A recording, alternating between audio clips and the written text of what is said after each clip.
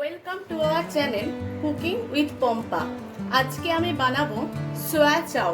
সোয়া চাও বানাবার জন্য আমি প্রথমে ছোট প্যাকেটের দুটো চাউমিনকে সেদ্ধ করে সাদা তেল মাখিয়ে রেখে দিয়েছি,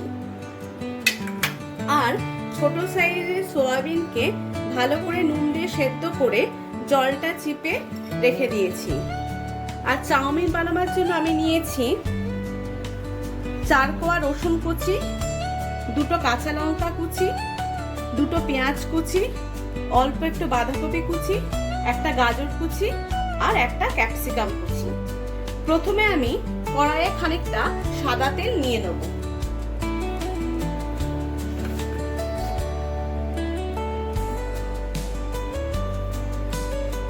তেলটা গরম হয়ে গেছে, এবার আমি এর মধ্যে দিয়ে দেবো রসুন কুচি।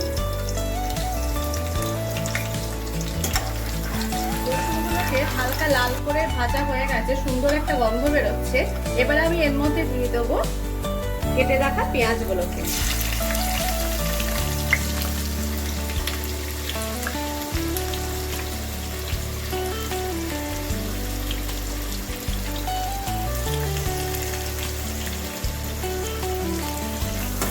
পেঁয়াজগুলোকে হালকা ব্রাউনিশ করে ভাজা হয়ে গেছে, এবার আমি এর মধ্যে দিয়ে দেবো কেটে রাখা সমস্ত সবজিকে।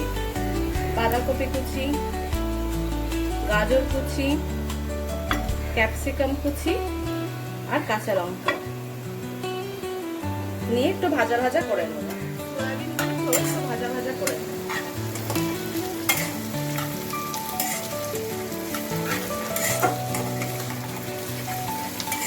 সবজিগুলোকে ভাজার সময় পরিমাণ মতো একটু নুন দিয়ে নেব।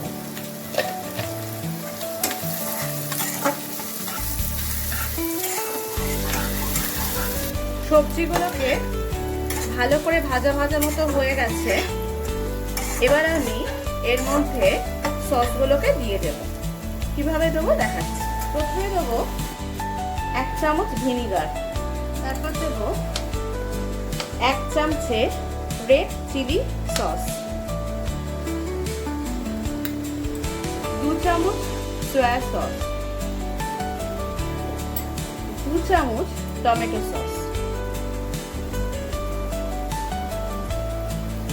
প্রতিটা সসকে ভালো করে মিক্স করে নেব।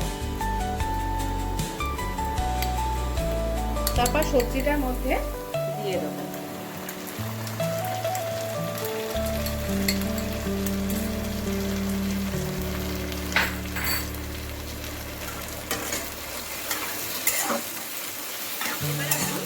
এর মধ্যে সেদ্ধ করে রাখা চাউমিনগুলোকে দিয়ে দেবো।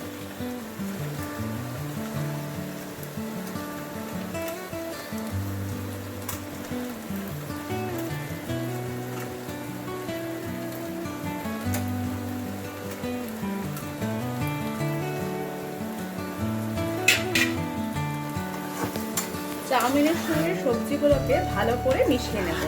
আমি এই পর্যায়ে এখনো পর্যন্ত নুন দিলাম না, কেননা যেহেতু আমি সবজিগুলো ভাজার সময় নুন দিয়েছিলাম এবং সয়া সসে একটু নুনটা ভাব থাকে, সেই জন্য আমি এখনো পর্যন্ত নুন দিইনি।